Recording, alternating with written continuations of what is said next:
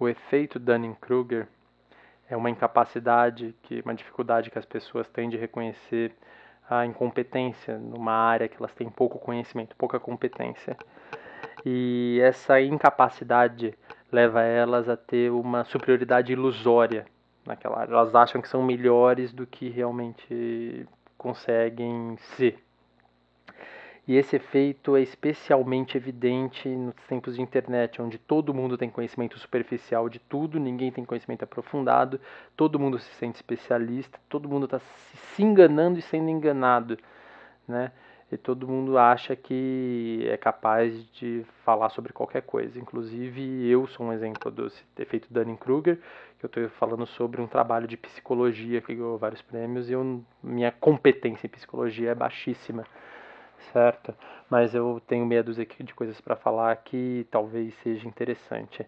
Uma das coisas que eu tenho para falar é que esse efeito atinge todo mundo, porque ninguém é bom em tudo. Se você é muito bom numa coisa, você é ruim em um monte de coisas. E provavelmente você sofre do efeito Dunning-Kruger num monte dessas coisas, que você tem um conhecimento superficial e acha que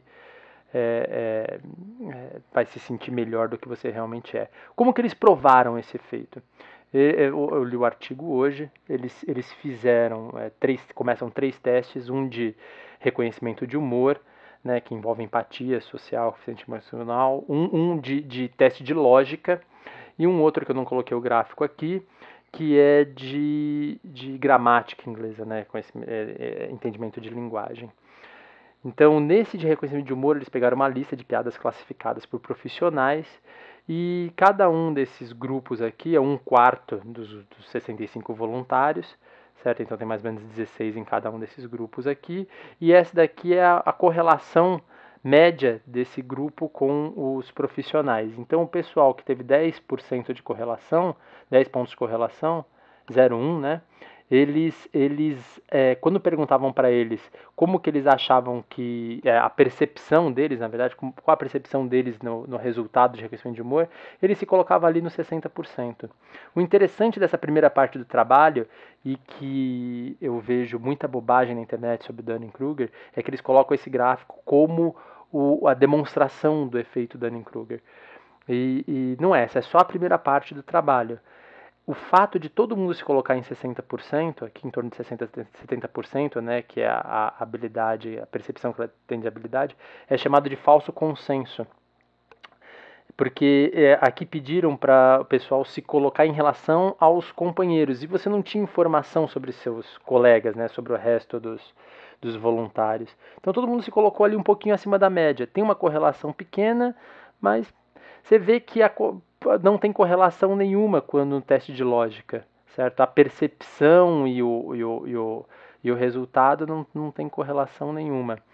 Então, assim, é natural que, dado o falso consenso, o pessoal que se saia ruim, né, nos testes tenha uma distância alta da percepção deles, certo? Isso daí é natural. O interessante do teste do Dunning-Kruger é a conclusão, é o que eles fazem depois. A conclusão é a seguinte: se você é incompetente numa determinada área, você não tem como saber que é incompetente, certo? Por exemplo, eu sei as regras de xadrez. Eu jogo xadrez lá com meu priminho de 10 anos de idade e ganho dele. Eu não sei se eu sou competente em xadrez. Provavelmente eu sou muito incompetente, ok? Porque as habilidades necessárias para perceber a competência, certo? Para você dar a resposta certa, são as mesmas que você precisa ter para reconhecer qual é a resposta certa. Então, assim, só depois de muita experiência que você vai ter capacidade de reconhecer se você é competente ou não. Você precisa ser competente para reconhecer que é competente. É basicamente esse o resultado do efeito Dunning-Kruger. E como que eles chegaram nessa conclusão a partir desses testes? Eles chamaram o pessoal do quartil mais baixo, o pessoal do quartil mais alto, então dá uns 17 voluntários do quartil mais baixo, uns 19 do quartil mais alto, e chegou em cada um deles e deu alguns testes, alguns resultados dos testes, para eles avaliarem, e falaram para eles, esses testes aqui que a gente está dando para vocês, mostra a distribuição da população. Então, estou dando 5 testes para você ver. Esses 5 testes são representativos da distribuição de todos os voluntários. Daí perguntaram depois que deu esses resultados dos testes para os competentes e para os incompetentes, pediram para eles se reclassificarem, né, quanto à percepção deles. E, porra, o fantástico, os competentes se reclassificaram acima. Então, os competentes aqui, eles colocaram a percepção deles mais alto, certo? Não acima, né, mas colocaram mais alto. Enquanto que os incompetentes mantiveram a percepção deles lá em cima. Então, qual que é o resultado? Depois de ver qual era a população, né, qual que era a distribuição de população, o consenso falso sumiu entre os competentes. Mas os incompetentes nem perceberam que eram incompetentes porque eles não tinham capacidade de perceber, mesmo com essa evidência, certo?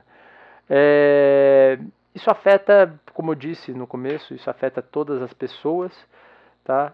Isso ele é mais evidente na internet, com conhecimento superficial, conhecimento de Wikipedia, e é muito importante que você se fiscalize, que você se pergunte, será que naquela área que eu tenho pouco conhecimento, a minha confiança, eu estou confiante que eu sei um determinado tema, será que eu sei mesmo? Ou será que eu estou sofrendo do efeito Dunning-Kruger?